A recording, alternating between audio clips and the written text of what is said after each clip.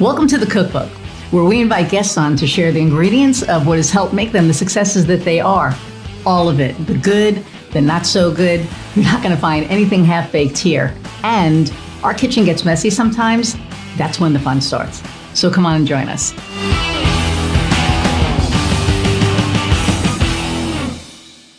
Everybody, and welcome to another episode of The Cookbook for take 5,345,000. I don't know. This is like the probably fifth take that we've done this.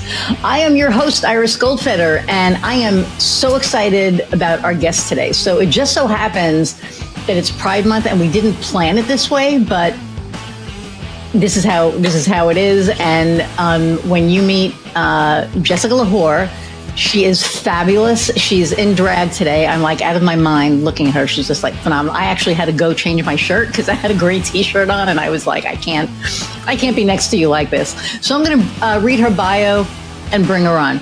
Okay, so Jessica was first born in Fort Collins, Colorado at the Colorado State University Drag Show in 2013. And from there, she couldn't be stopped. From performing once a semester to now 6 nights a week, Jessica has continued to thrive and level up time and time again.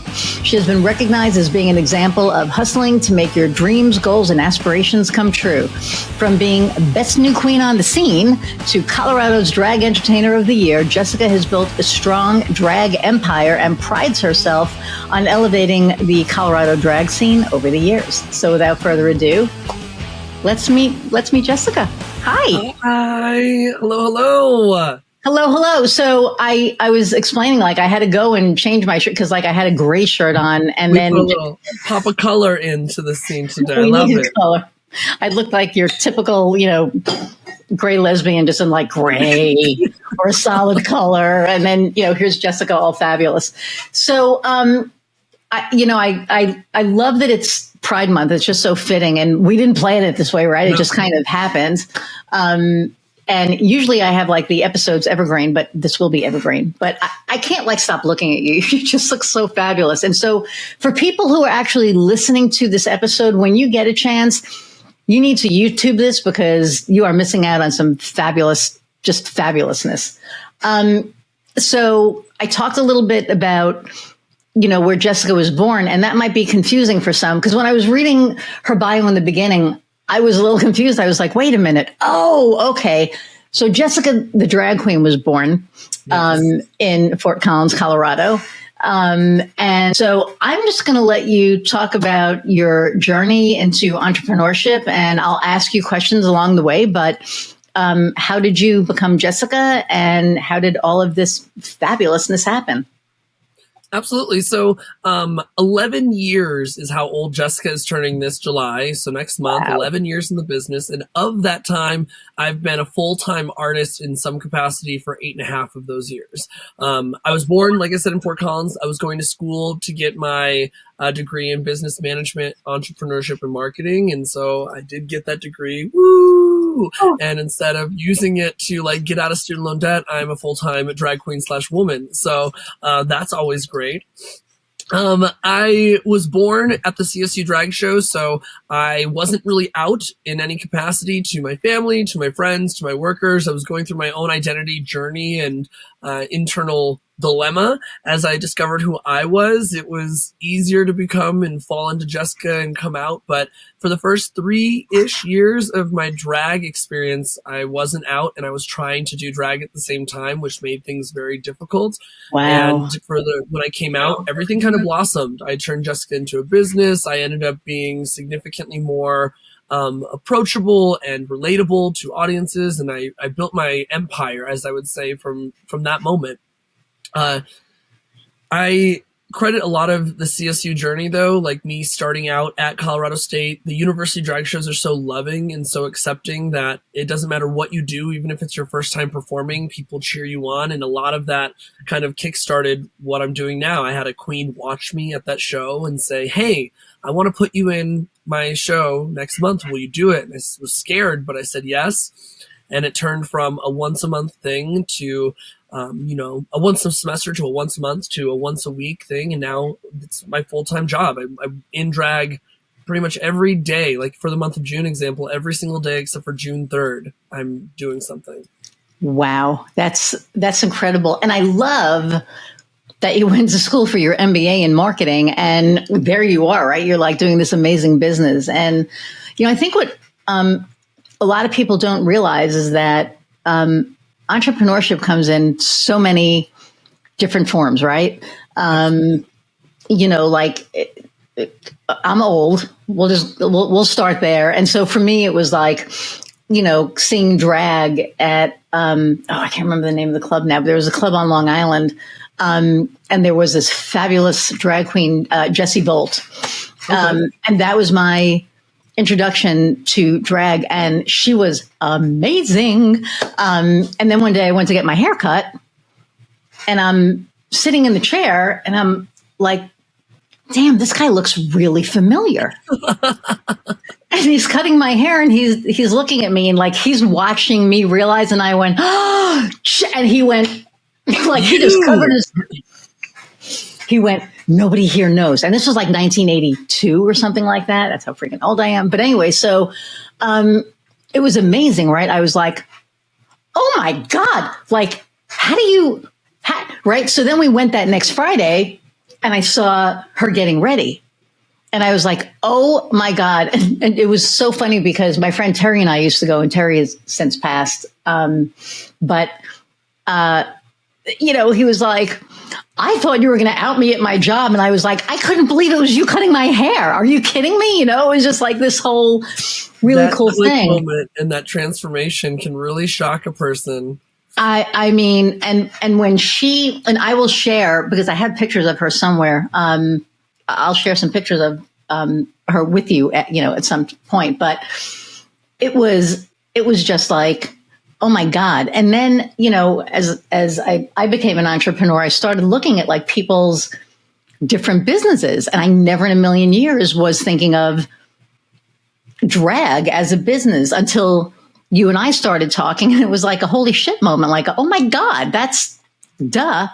So, what made you like decide to make this a business? I'm not going to say decide to become an entrepreneur because, but like, what made you go, oh, I can make this like a full-time business?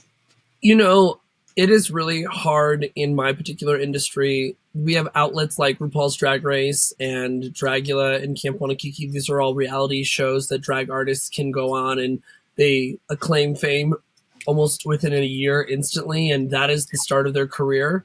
And I remember watching a show of Drag Race girls and being like, I want to do that. I want to do that. And I think it got to a point where, one, I started making this a full-time business because I was a server and I was interested in traveling the country anyway as Jessica.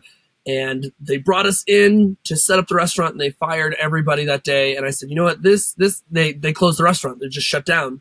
Oh, and I said, God. I think that this is a sign that I need to try this out as a full-time thing. And let me tell you, it sucked for like easily the first 6 months to a year were the worst, most depressing time in my life, let alone the 3 years of figuring it out were the hardest. But once, and I got a lot of, I don't know what I'm allowed to say. I got a lot of crap for becoming a business-oriented drag artist. You can say shit. You can say whatever you want on this show. I got a lot of shit. Okay. There you go. All right, go for it. I had to get that out. I had a lot of shit. I got so much shit. Thank you. I was like, wait a second. I didn't ask that question. This is not family friendly. This is. I'm a gay New York chick, living in Indiana. When you said that, I thought so, but I wasn't quite sure. No, I got a lot of shit from my own community and other drag artists because I was the person taking this quote unquote too seriously. And in my industry, it was about the artistry and the art form and the passion and things like that. And not that I don't have that, but I needed to pay medical bills. I needed to pay rent. I needed to pay for student loans. I needed to pay my living expenses. And the only way to do that was to refocus my mind about how I was accepting gig opportunities. What was I doing to create myself as a brand and really kind of turn it around to do it that way. And I got a lot of shit for many years. And now I look at my community that I've been a part of for 11 years, and there's so many entrepreneur drag queens and business oriented drag queens, right, even in my city, let alone around the country, that have never been on RuPaul's Drag Race, that are locals, that are really trying to make it big. And I think the advantage that I have is I'm several years ahead of them. I think that's the only advantage I have, is that I started doing this 8 years ago. I started getting into it even when it was tough and when it was difficult, and I was getting shit on by a lot of my peers or my colleagues. And now people are getting on board with it in the last 2 to 3 years. And I have easily 5 years of that experience and rapport with venues, and the way that I built my team and my brand ahead of them. And Wow. I've always been that way. And sometimes people find it to be unapproachable or impersonal, or I'm not able to have fun necessarily. And I think it's just I choose how to balance those attributes significantly different than someone that's out partying every night and doing drugs and drinking every night, or spending all their money on food every night, or, you know, I'm going to go to the gig, but I'm tired and I'm half-assing it and I'm not trying, or I'm not following up, or I'm not trying to excel or enhance my brand. I'm just going through the motions. And that's something that has never been my mentality. I've always hustled, and I've always, like, I'm 10 steps ahead of everybody, even including myself, is what I would say. I love that. And, you know, it's so funny because I've seen bad drag. I have seen bad drag, and it's bad. I'm sorry. I don't want to make you like, all drag is valid, but not all drag is good. No. And I remember, I'm not going to say where because people will know, and then, well, that's rude. But anyway, I was at a drag show, and I turned to my wife and I was like, her fucking lips aren't even lining up with the words. Like, you know, and it's like, she's not even trying. She's like rolling around on the stage, and it's like, what? No. And then they're fabulous, right? You know, like, I'm in Lafayette, Indiana, and we had Outfest every year, and some of those queens are just amazing. A couple of the queens are on the board of Pride. I was trying to get you in there, and we'll talk about that. That's like a whole nother thing. But anyway, so, but, you know, I've seen, you know, good drag and bad drag. And I think that when you have good drag, and especially if you're looking at this as a business, to me, that's just like, you're not going to suck. This is your business. This is your livelihood. You're probably going to be one of the best, you know, queens I've ever seen. So there's a place in Chicago, and I don't know if you've ever been, called Baton. Yeah, I've gotten to work there. It's amazing. Oh, my God. I mean, now I haven't been probably since we moved here, which is like 20 years, but I just remember being, and just being amazed. So I love that you made a business out of it. I love that you know, took your schooling and your degree, and, you know, you used it for, I think this is like one of the most amazing entrepreneurs. I've had, like, you know, we're probably close to 100 shows. And to me, this is one of the best stories I ever heard, because you're taking something that is not fully accepted. Let's face it, we are not fully accepted, right? And you made a business out of it. Not only did you make a business out of it, but shit, you're killing it. So, on that note, you know, let's hit the business piece. Like, what advice do you have for somebody who maybe either drag queen or just somebody who's, you know, thinking about becoming an entrepreneur? Because there's a lot that goes into it. And for what you're doing, I'm just going to sit here and say, holy shit, the whole show. Because I can just stare at you like, go ahead. I think that regardless of if you're a drag or just an entrepreneur in general, I think that the seed that you're trying to plant to help water and grow, as a metaphor, it's going to take a while. Like, I think that people that restrict themselves and say, I'm not going to start being an entrepreneur, I'm not going to start being a drag artist until it's perfect, I think that's completely unrealistic. I think that if you wait to have the prettiest face, for example, or the best costumes or the most polished performances, that's wasted time on you getting rid of your training wheels to become on a two-seater. I mean, so many different metaphors there, but the idea is that you're working on it, and people know that any entrepreneur is going to go through hard times, trial and error, that they're going to suffer and have some failures. They're going to have some really major successes as well. And you learn from those. And trying to waste, if you're like, well, I'm going to wait and wait and wait, that's wasted time in my opinion. And one of my biggest pet peeves is anyone that's serious about at least trying it. And I'd say the same thing for being an entrepreneur. I think that it's just, drag is just like sales. Everyone should try it one time to see if they're good at it. And if they're good at it, they'll find out very quickly if they're meant to be in that industry or not. If it's not for you, it's not something you're going to pursue. But if you're curious about it, jump into it and see if you're great at it. If you are, then figure out what makes you so great at it. What is so different than everybody else that is in sales, everyone else that's doing drag? And not that you're entirely reinventing the wheel. How are you customizing it to be what you want it for your business? How are you making it special and special and appealing for people to want to invest in? And fans are people that are investing into your business just as much as venues, just as much as your colleagues. Sure. These are all people that are investing into your business that say, I believe in you, I support you, I know that you know what you're doing, and I think that you can handle it. And that's part of it. But if you're thinking about doing drag, if you're thinking about starting a business, take the leap, take the first couple steps and actually do it. It's wasted time figuring it out. Nice. I love that answer. And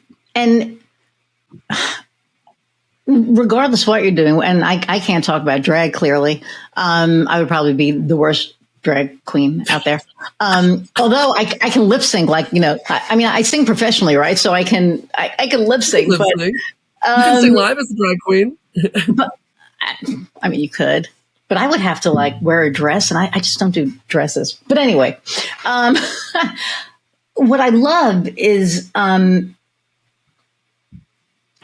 love so much about this, and my audience is probably like, we've never heard her speechless, because I'm stunned and I'm touched, and I can get teary about it because, I remember in the 80s, fighting for, with ACT UP and just all of the things, right, with, AIDS and all of the anti-gay stuff. And I remember, one of the first pride parades I was at where, they had this long fucking pride flag that went from I almost want to say Columbus Circle all the way down Fifth Avenue. It was first, I can't remember what avenue it was, but it just took up the whole route of the parade. It was amazing. And I remember just being part of that and not realizing what I was a part of.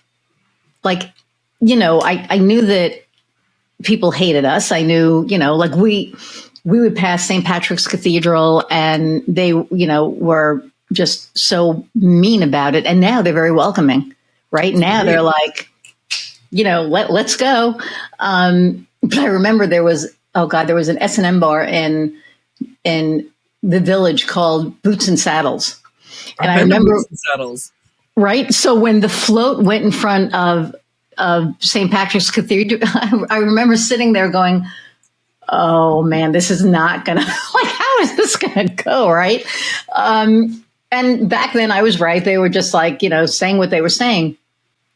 But I love how far that we've come, that you can do this as a business and that you can, to me, that's just one of the most amazing things and one of the biggest testaments, right, of where we are. And I know we weren't going to talk about politics in the country and where it is, but that I'm not capable of, let's talk about us doing this podcast together. This is something that is very unique, but also the ability for me to walk into an office building and do an event, me to walk into a school and do an event, which was unheard of. I have to recognize, and I do recognize, the amount of people without me wholeheartedly understanding what people went through to get to a point to allow me to do this. And I also recognize even in 2024, I'm in a very thankful place to be in Denver, which, although isn't 100% the best, is significantly more liberal than most places. And doing drag full time is a possibility here. But if we look at states like Nebraska, it's not as easy to do, or some southern states, more conservative states, to not only have the acceptance of walking down and people ignoring it, but the ability for people to even do drag once a month at the one gay bar that they have for that one show that they're allowed to have without trouble. Right. And that's a very huge privilege that I acknowledge that I have. Yeah. And it was, I remember, back in the day,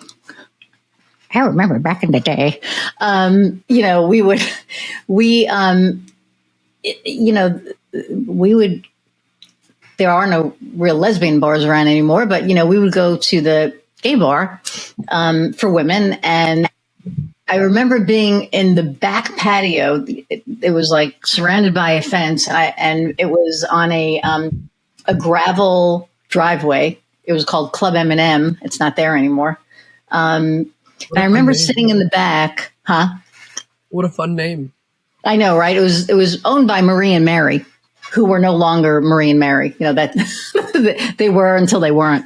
And then I think Mary kept Club M&M, and then Marie opened up Forever Greens, which we used to call Forever Empties because it was like always empty, and M&M's was always, packed. But that's like another story. Oh man, for all of my friends, I hope, well, whatever, we know that was like 40 something years ago. Anyway, I'm digressing, but I remember being out there smoking a cigarette, and having guys come and just like take the rocks from the gravel, in the parking lot and throw it over the fence, not caring who they hit. So we would go out, on that patio, and we, we knew that we were like, okay, we would look through the slats to make sure it was okay to have a cigarette or to have a drink or whatever. Cause that's how it was back then. It's different now, but there are still some areas where, it is what it is. So there are, people listening to this that are longtime entrepreneurs, right?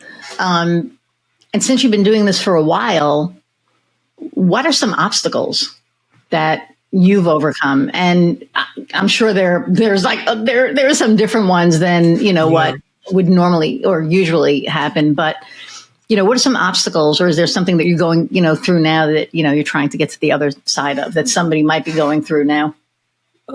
One of the things that I would acknowledge as a first obstacle is being just complacent in what I'm doing.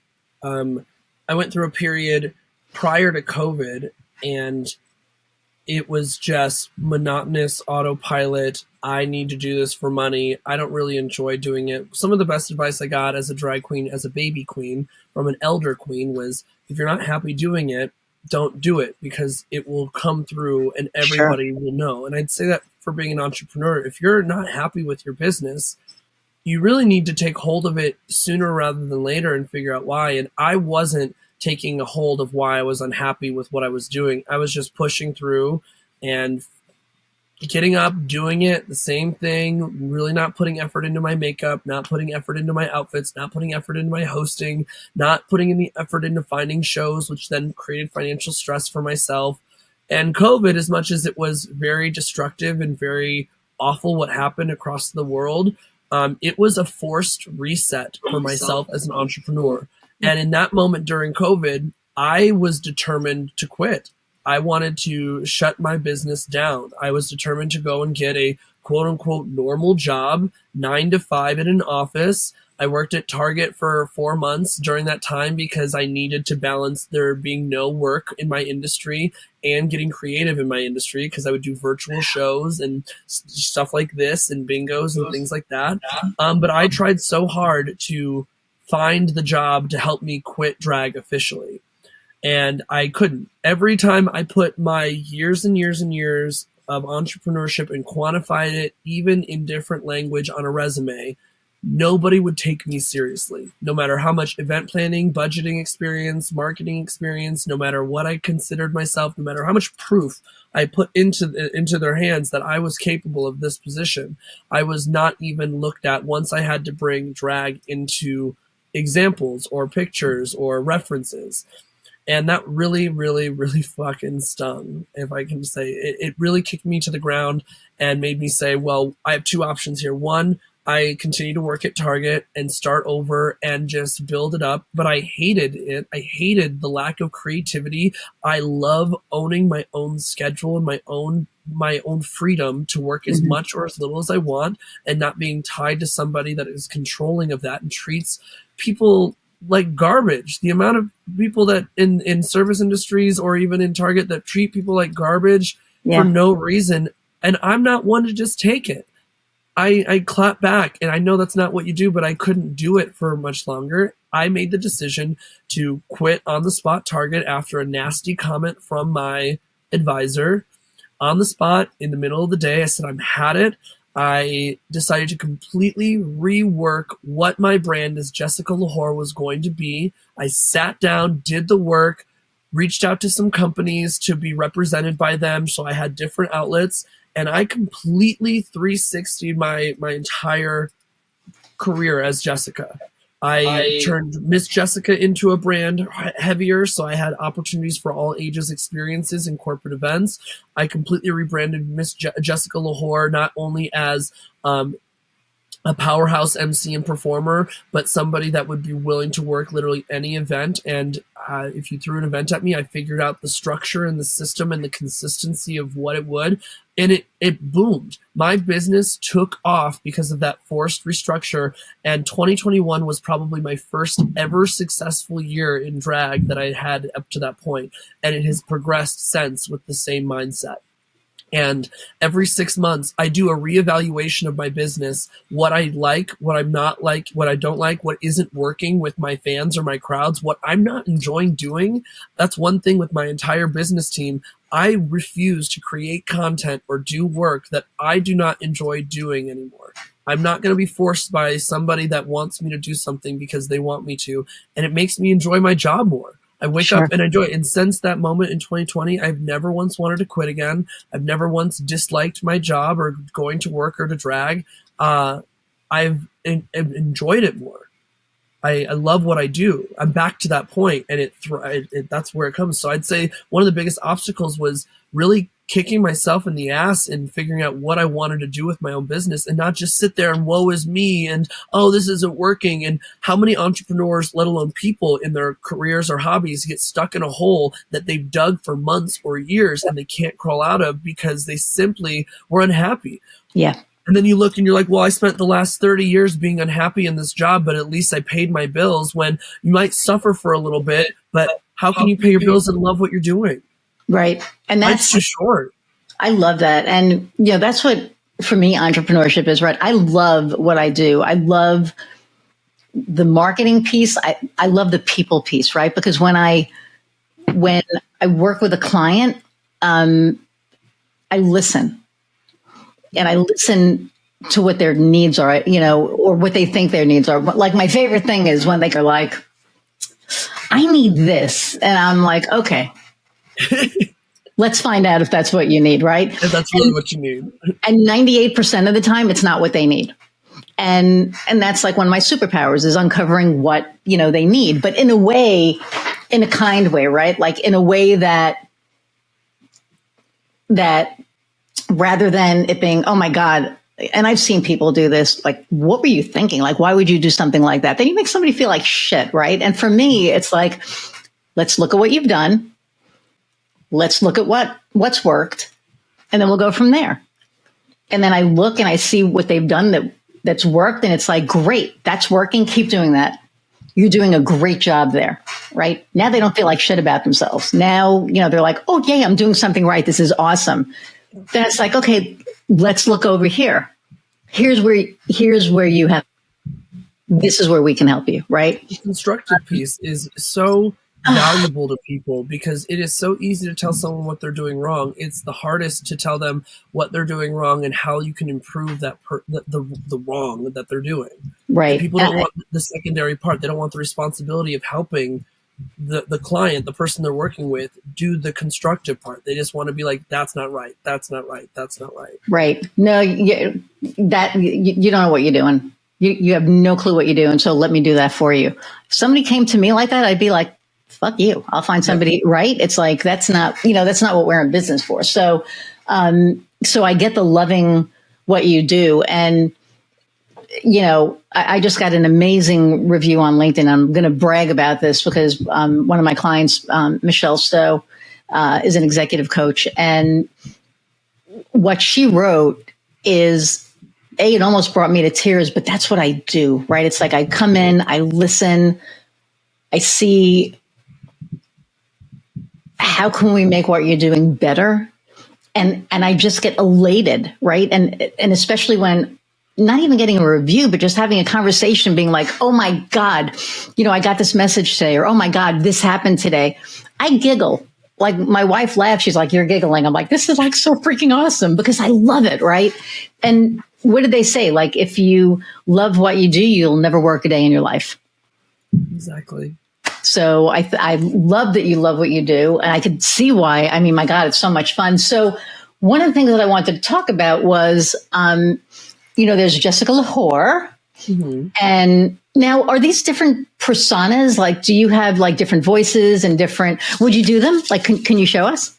Yeah, I mean, I wouldn't say that they're different voices, but the personas that are different is that, like, it's how I'm showing up to an event. So, like, I might wear this to an all ages event, but I would do something to cover my arms and shoulders a little bit more, for example. Okay. So the reason that I have such a separation is, personally, I don't think lwhor is as bad as people say. There are people with worse actual last names or names, but the world, as we're seeing in 2024 and even beforehand, will find everything to pick apart why it's wrong to be around kids if you're a queer person in drag. So the separation of the two, this all started, I did all ages events for my entire career, but I kicked it into gear in 2018. I went to a middle school here in Colorado, Rocky Top Middle School, and I did a literacy day was what it was called. They brought different people of different careers to come into a classroom, read a book of their choice.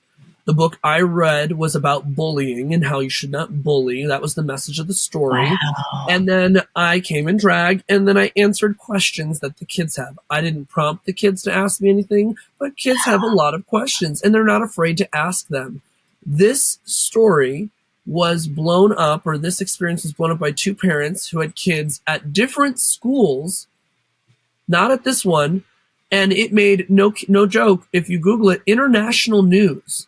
This was a headline everywhere, all over the world. Rush Limbaugh went on his podcast to talk about me. It was on every headline. I was called a pedophile, an ex-murderer. Everything, because this got changed from Literacy Day with how the news people reported it to Career Day, because Jessica went in, and I went in as Miss Jessica. But Jessica lwhor, on the other end, once they do research, went into a school and told kids that they need to be queer and they need to be a drag queen. And at that moment, parents are freaking out that they weren't informed that a drag queen was coming into the school. But this, for months, for at least 3 solid months, made news. And I was interviewed by everybody to just talk about it, and it got so blown out of proportion. And instead of, because all the messages, the death threats, the amount of people that were in my inbox trying to come at me, I decided that instead of giving into that, I branded Miss Jessica as part of my life. And I promoted going into GSAs. I promoted going into high schools, going to do drag story times, doing anything all ages and family oriented, and I even started Colorado's, at the time, largest all ages drag show. It was a comic book store with no alcohol. We had free food. We raised money for scholarships every month. And we had kids as young as 3 years old up until their 30s performing on stage, for some of them the first time in the first safe space, with hundreds of people gathering around them. And so this is the type of work that people don't realize that is actually happening, and they don't understand what's going on. But I, in that same instance, decided I didn't want it to be a negative thing. And right. My personas, in terms of being different, I'm completely and entirely G-rated. And you will not hear me say a swear word, an innuendo. You will not see me too uncovered. And I do that on purpose, not to appease the people at my shows, to appease anybody that may have a reason to come at me harder for doing these things. Show me what I'm doing is wrong. And I'm just extra cautious of it for that reason. One photo can spark so much controversy if it's taken in the wrong context. And so when you get Jessica lwhor, she's literally unfiltered, curses like a sailor. She's the nastiest bitch in the state of Colorado, the biggest whore in the state of Colorado. She is sex positive. She's body positive. She will say literally all the things that make you cringe and worry and paint fucked up images into your brains. And that's like the two extremes. You have G-rated and XXX unrated. And depending on the situation, the event I'm brought into, depends. And I will offer people, and I'll go with them in my emails and be like, okay, you've hired me. Here are your options for your experience. You have G, PG-13, R, or XXX rated. What would you like for me to come with? And so you go from R to like quadruple X, not like R. That's hilarious. Oh, yeah. I love that. And that determines my music, my language on the microphone, the way I interact with people, my clothing options. And I do that because even though it's not for me, it makes other people feel more comfortable. And that is okay with me as a business to make other people feel more comfortable if that's what they would like me to do. They're hiring me to provide a service. That's, God, I can't even tell you like how much I love all of this. I love how cognizant you are of, well, and you've had death threats, right? I mean, there are so many artists that refuse to do the separation, and they will not get booked for these events, and that limits their market. See, okay? Right, and I don't agree with that. I think that if you are doing this for a career, then unless you, okay, perfect example. I was sitting down with a prospective client a couple of months ago, was looking at their website, and they had a block on it that said, we run our business on Christian principles. So I said, do you only want to work with Christian-based businesses? And he was like, you have a problem with that. And I went, no. I am asking you a question. Do you only want to work with Christian-based businesses? Because if you do, then leave that block there, because that's who you're going to attract. But if you want to work with everybody, you may want to put that in the about section. And he just was like at me, like, you have an issue with that. And I went, no. As your potential marketer, I am coming in here and telling you that if you have that up there, that is who is going to be reaching out to you. And so it sounds like that limits you, right? You're not telling them to take it off their page. You're saying, if you want this type of business, leave it. But if you want people to know about you as a company, put that in that spot. There's two different ways that, yes. We're a Christian-based company. If you go to my website, everybody. Yes. Right. I'm not wearing this shirt on the front of my website. And it's not because I don't want people to know that I have it in the, I talk about my wife, my two crazy, fur kids. I wrote that, I don't know, 8 months ago. They're still crazy. I think forever. But for me, and people in our community are, I get shit for that. If you're a gay-owned business, why don't you have that out there? And it's like, because I don't just want to work with gay people. I want to work with everybody. And, like I have my show, Unique Voices, right? And that's to hopefully bridge a gap and show people that as business owners, and this is like perfect, right? As business owners, we go through the same shit. Our bottom line is our bottom line. Our top line is our top line. If we're in the black, we're in the black. If we're in the red, we're in the red. We have a great employee or a great contractor, we do. If we have a sucky one, we do. Like, all of the things are the same. The only difference are the colors. And that's Absolutely. It. Because at the end of the day, we're more alike than not. And that's why I have that show, and we're actually going to be moving it, I think, from the platform that it's on to a more accessible platform so that more people can see it. Because where it is now, it's not that it's hidden, but you have to have like certain devices to be able to get to it. And by devices, get your minds out of the gutter. I mean, like Roku or an Apple, So, hey, there's a market. I mean, but seriously, so that's going to be on, it's called Futures.network TV.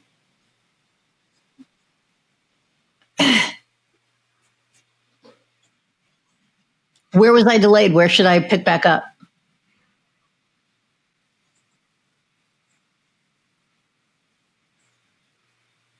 The devices? Okay. Perfect. He's known me for like over 20 years. So, but, yeah. So as I was saying, like, you need devices to get to it right now. So you would need like Roku or the Apple TV device in order to get to see the show. But now we're going to be on futures.network TV, which you can actually access online as well. So I'm excited about that. We're on Amazon Fire and I don't know, Amazon Prime or Fire. Anyway, I don't know. But point is, right, is that we're a little bit more hidden. It's harder to get to right now. And now we're making it easier because we want people to be able to see, like you on there. And because that maybe don't watch the podcast or they don't listen to the podcast, right?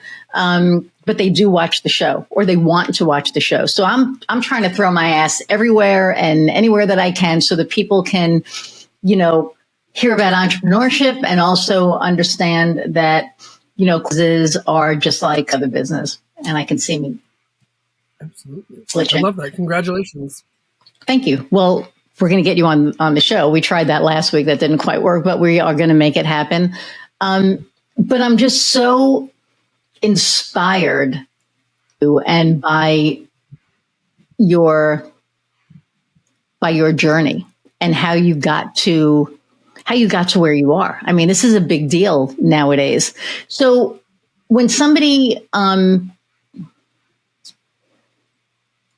wants to hire you, yeah, and I understand that there are, do you have like a questionnaire that, it's very specific? I mean, I'm sure they know exactly what they're getting for whatever they sign on to, but how do you well, first off, how do they find you? Yeah. I mean, I have my website. You can book me directly there. I take messages through Instagram and Facebook just as much. I'll do business wherever it is, but my preferred method is through my email that links to my website. And then I work for a couple of different companies as well that throw shows my way. They say, hey, this is happening in Denver. It's this day and this time. Can you do it? And that's a lot of where I get my business as well, is through these. I have 3 other companies I work for. Nice. Are you on LinkedIn at all? No. So you should be. There is a what is it called? LGBTQ plus business owners. I'm going to look this up while we're on here. Hang on a second, because I never thought to get on LinkedIn, actually. Oh my God, you're a business person. You're an entrepreneur. Yes, I know, but I don't know. I've never, even when I was in college, I never thought to get on LinkedIn. And it's funny, LinkedIn, there are opinionated people there as well. I mean, it is what it is. It is what it is. I actually talk, okay, here we go. La, la, la, la, la. Let me see if I can find it. LGB. Yeah. So it's called the LGBTQ Professionals Network. You should make a LinkedIn profile. Okay. And join. I think it would be really cool. And not just for there, but I think that what you do is, man, it's like so, I think it's so important, especially today with all of the divisiveness out there, right? With all of the, I don't like using the word hate, but there's a lot of hate out there. And I think that people hate what they don't understand, right? They're afraid of it. And I really think that if they allow themselves to be, which is why I have the show as well, right? If they allow themselves to be exposed to different things, then, maybe that takes that hate away a little. I'm sure somebody seeing you, there's like a visceral reaction, right? Yeah. And I mean, I'm sure because of how they've been brought up. And I think that if people can get past that piece, and I don't know what the answer is to that. Like, I've been trying to figure that shit out for years, right? Like, how do we make people not afraid of us? And I had a client here who she's a wonderful woman. She's a Bibleist. She believes the Bible verbatim. And when we started working together, I kind of had a conundrum. It was like, do I work with her? B, do I tell her I'm gay? Oh, yeah. And so I came home and I said to my wife, I said, so I have a little bit of a conundrum here. I said, I have this woman who's delightful. You know, she's very delightful. She's a Bibleist. And she does not know that I'm gay. And she loves me. Like, we met and she's like, oh my God, you're a delight. You know, I said, so torn on two things. Do I not work with her because she's a Bibleist? And then does that make me any better than the person who's not going to bake a cake for the gay couple? Right? Yeah. Do I tell her I'm gay and ruin this? And if I don't tell her I'm gay, am I lying to her? And so my wife, in all of her wisdom, was like, you're a business. You don't have to go out there and be like, hi, I'm a giant lesbian. Let's work together. People don't need to know that, right? And I said, okay, you're not wrong. So next day I went in, I accepted the check. We started working together. 3 years went by. And let me tell you the shit that she said in those 3 years, right? Like, not knowing that I was gay and, you know, and I never said anything. And then we did an annual review and we were having lunch and she goes, you know, we've been working together for like 3 years and I never asked you, what do you and your husband do for Christmas? Ugh. And so I said, well, my wife and I go to her parents in Pittsburgh. And she went, oh, and she went, oh, and then she went, oh. And watching the three emotions was like I watched her go from, oh, you know, to like, oh, you have a wife, to, oh my God, all the things I've said over the years. And it was this incredible opportunity at that point for me she said, I had no idea. And I said, there was really no reason for you to. Exactly. Did you knowing affect my work as a business? No. No. And she wasn't going to fire me or anything. She felt awful. She said, I am so sorry. I said, you don't have to be sorry because you believe the things that you've said. Yeah. And she said, well, yes. But then what started happening was we would start having conversations. And so when in Oklahoma, they had the ban on, you know, gay couples adopting, she was like, good. And I said, you think that's a good thing? And she said, well, yeah. I said, so if Heather and I adopted a kid, that would be bad. And she said, no. I'd be fine with that. And I said, why? And she said, well, because I know you. And I said, but what makes you think that the people that you don't know? And it made her have to think. It made her have to think. And has she changed? No, I'm not out here to change anybody. I am out here to make people think. I'm out here. If I can change one heart, I'm not out to change a mind, right? If I can change one heart, if you and I, this conversation that we're having here can change one heart, then it's all fucking worth it. It's all worth it because then people see, right? It's just like, but people don't know what they don't know. And the fact that she was fine with Heather and I adopting because, well, she knew us, she met us, she knew our heart. And I think that's where people lose it is that, you know, it's not about sex. And I say this, you know, I usually don't talk about it on here, but the Catholic religion or the Christian, whatever, you know, the church knew what they were doing when they sexualized it, because as soon as they made it about sex, it took the love out of it. Took the love entirely out of it. 100%. And it became a physical act rather than a heart-centered act. And that's what allowed them to weaponize it. But at the end of the day, we're all about who we love. I mean, I will put mine in anybody's marriage. Anybody's marriage. We've been together. It'll be 22 years this year. We've been married. It'll be 13 because it was legal, right? Or 12. Yeah, I'm going to get yelled at. But anyway, thank you. And we would have been married 20 years if it was, but we had to wait for it to be legalized for us to get married. How is that okay? You know, it's so. Make it make sense.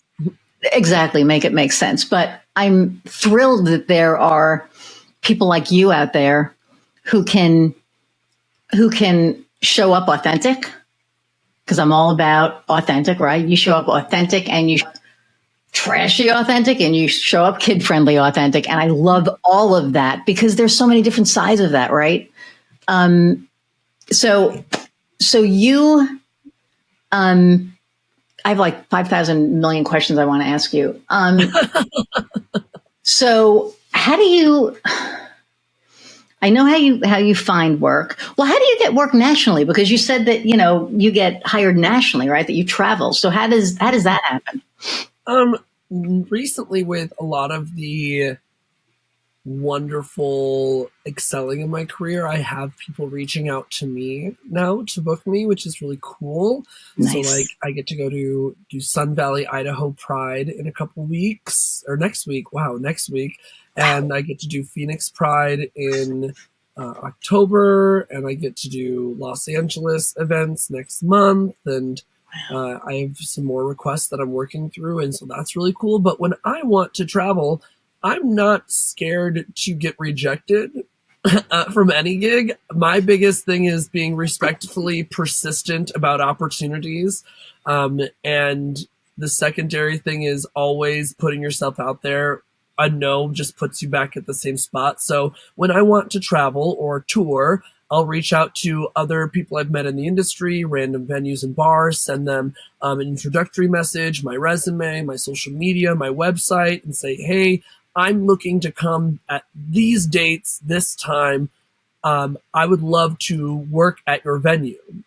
And more likely than not, probably 3 out of 5 times, the venue will be like, that's great. You're already going to be in town. Let's book you. Let's put you up. Or they'll be like, well, let me actually fly you out there. And that's kind of how it excels. So I get to travel as much as I want across the country. But I've been really thankful that with the amount of push in my social media and recognition of the content that I'm putting out, that people are reaching out to me for incredible opportunities now. That's amazing. Do you have a speaker sheet? What do you like? Tell me. So it's like a one PDF that says what you do, what you talk about, the different things that you talk about. I have a little press release of like what I would do or like what I offer. When I'm doing more one-on-one personalized messages, it's very short and sweet to the point. But I have a press release that I send out to venues that I'm trying to work with and stuff like that. Cool. Okay. I'm gonna when we get done, I'm gonna show you an idea of something that I'm thinking. But okay, so man,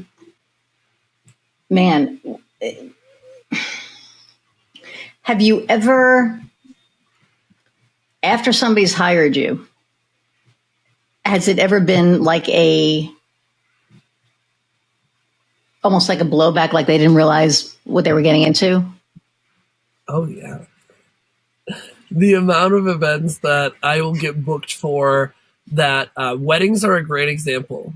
The couple that is getting married may love and want me to come and perform or officiate or party host or just take photos with people. Oh my God, I want to see you officiate a wedding so badly. And my favorite thing is when I say, hey, am I a surprise to the wedding? Or are you telling people that I'm coming? And more times than not, they're like, it's going to be really cute. You're going to be a surprise.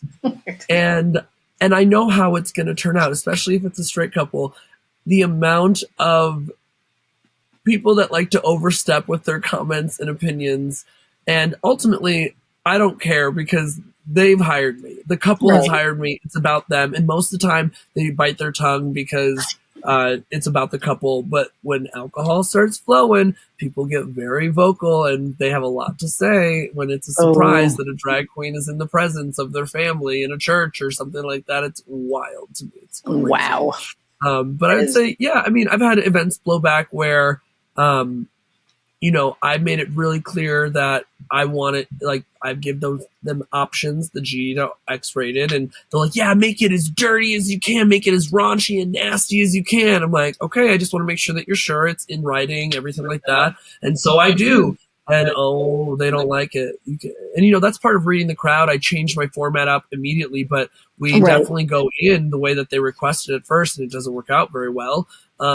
Yeah, I have many a times where I have to question what was the purpose of hiring me or asking for queer entertainment or a drag queen. And I think, and kind of like what you said, like, what do you think that you need for this party? Or like when you're talking to a client, this is what you Yep. think you need. And actually let me help you connect you with what will actually work for your event. Or let me provide a service that I know will work for your event, not what you think that you need. Right. And I love that because, yeah, people have no idea. Like people think, oh, it's going to be a drag queen. It's like, oh, girl, you do not know. Like, especially if you're like, get raunchy. Mm-hmm. Been there, done that. And I mean, I love it. I could, anyway. So I think we've kind of hit on this, but what is your, of course, my phone's going to ring.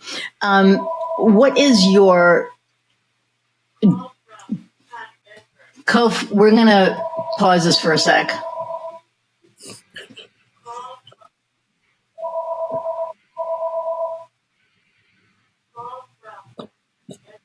Fucking really? This is my home phone. You know how often this rings? Once every 6 months for one solicitor. Yes. Trying to get you to repurchase your contract for your home phone. Oh my God. Yeah. Well, we have it in case of, because we can also, just plug it into the wall so that if God forbid, the phone lines, like the cell lines go down, right? But okay. So, what is your differentiator? I mean, besides, this, but like what makes you different from if somebody was looking to hire a drag queen? What makes you different? In terms of like entertainment or like what I'm doing or like just in general? I mean, I think that we all have like my differentiator as a marketer is according to my clients that I listen. I listen to hear, not to speak. And as a business, we could say, what is your differentiator? Like what makes you different than the queens that are coming out now that are starting to do what you're doing?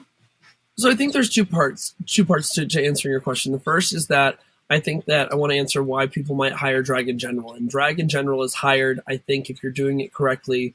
We have a way, if the person's good at what they're doing, coming into a space and getting people to let their guard down and relax a little bit, laugh a little bit harder, have a little bit more fun, to kind of add a little sprinkle of not just queerness or glitter, but just love, good intention, accepting good feelings. Like if you're good at what you do as a drag artist, you should be able to walk onto a stage or into a crowd or get on a microphone and people do a, okay, I'm in a safe space. I feel like this is going to be good. That's important for me, is that I gain your trust within the first, and maybe that's what makes me special as a business. Within the first 1 minute of me on a microphone, I have to convince you, if you've never seen a drag queen, never been to a show, that this is a safe space for you to enjoy this experience, and you're not going to get inappropriately picked on, like to where you're the butt of the joke, that you're not in on the experience, that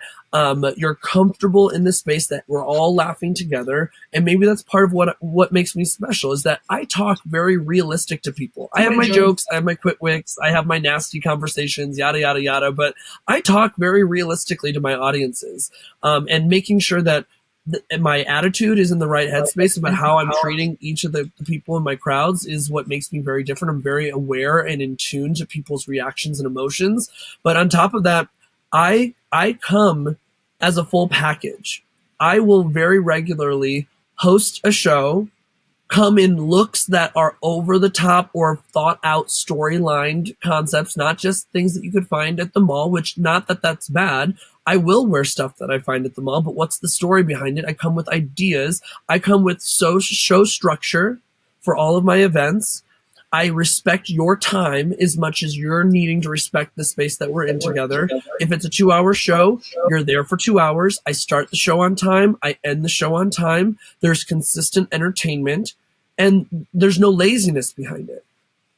I think maybe that's what makes me stand out, and that I have such longevity with so many venues and so many shows that I do is that is how I show up at every event. I want you to feel like you're being taken care of in this experience, because that's my role, is to guide you through as the captain of this ship for the next 2 hours. And if you want to jump overboard within the first 20 minutes, I didn't do my job right. Wow.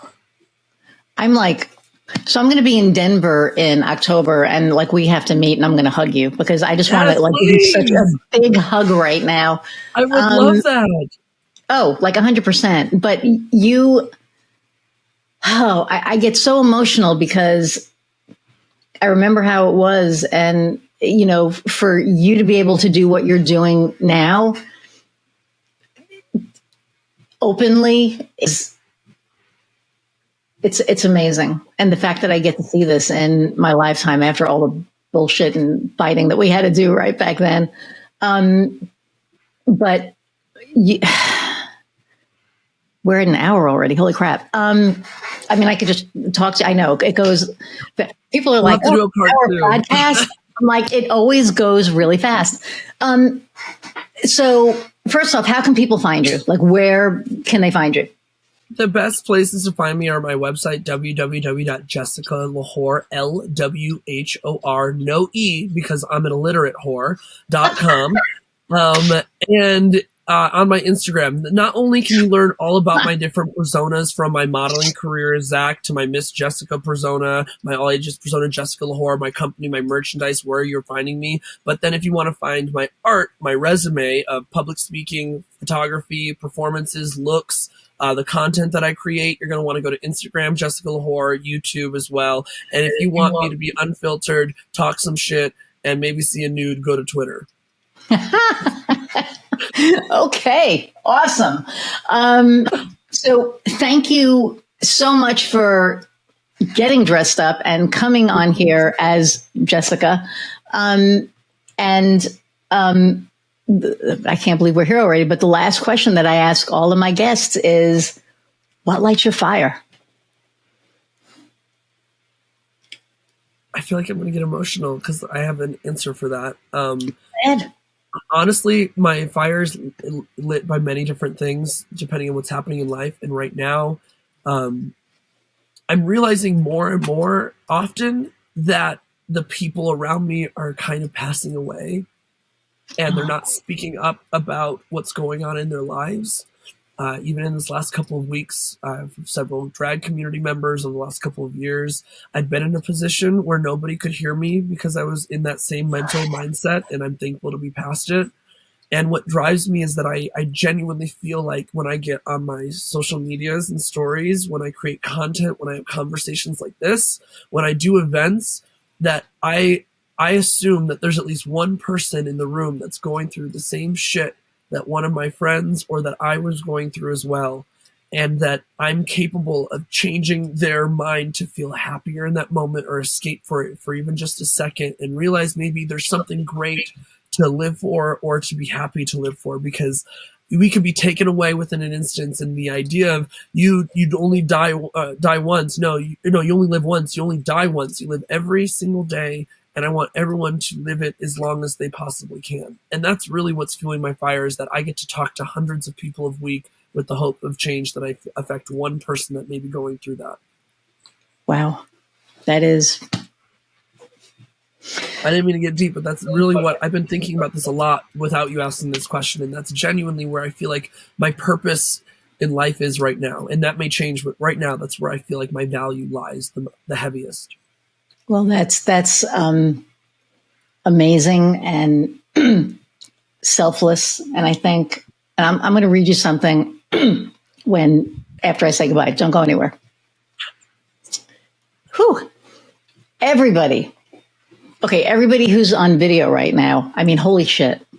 Yeah, she's like the most fabulous guest I've ever had on here. So thank you all for hanging out for an hour plus.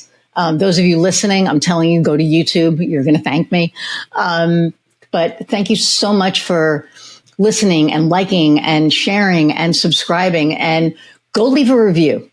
I'm doing a LinkedIn post on this.